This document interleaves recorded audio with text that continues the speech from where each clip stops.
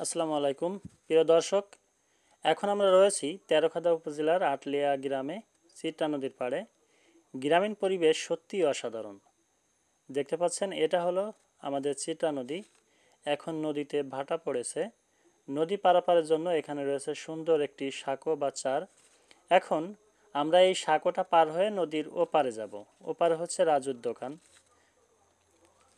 তো দেখতে পাচ্ছেন ছোট্ট একটা ছেলে কত সুন্দর করে চার পার হচ্ছে। চার পার হতে অনেকেই ভয় পায়। বন্ধুরা, এখন আমিও এই সাঁকো বা চার পার হয়ে ওপারে যাব। আপনারা কে কে চার বা এই সাঁকো পার হতে ভয় পান কমেন্ট করে জানাবেন।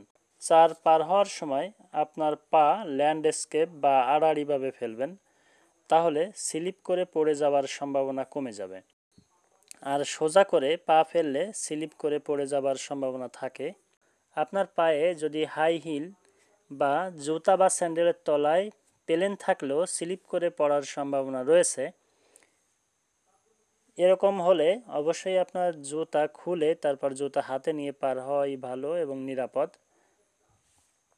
বন্ধুরা, একসময় এখানে কাঠের পুল ছিল, কিন্তু প্রায় ৩-৪ বছর হলো সেটা বিলীন হয়ে গেছে। গ্রামবাসীরা নিজ উদ্যোগে এই চার তৈরি করেছে। প্রতিদিন এই চার পার হয়ে অগণিত মানুষ পারাপার হয়। নদীর পূর্ব পারে রয়েছে আটলিয়া বাজার, আটলিয়া সরকারি প্রাথমিক বিদ্যালয়, ঈদগাহ এবং আটলিয়া সিদ্দিকিয়া আলিম মাদ্রাসা। প্রতিদিন জীবনের ঝুঁকি নিয়ে অসংখ্য ছাত্রছাত্রীরা এই চার পার হয়ে স্কুল ও মাদ্রাসায় যায়। যথাযথ কর্তৃপক্ষের নিকট এখানে অতি সত্বর একটা কাঠের পুল নির্মাণের দাবি জানাই। আশা করি আপনারা এখানে আবারও একটা ভালো, মজবুত ও টেকসই কাঠের পুল নির্মাণ করে দুই পাড়ের মানুষের পারাপারের কষ্ট দূর করবেন। ধন্যবাদ সবাইকে।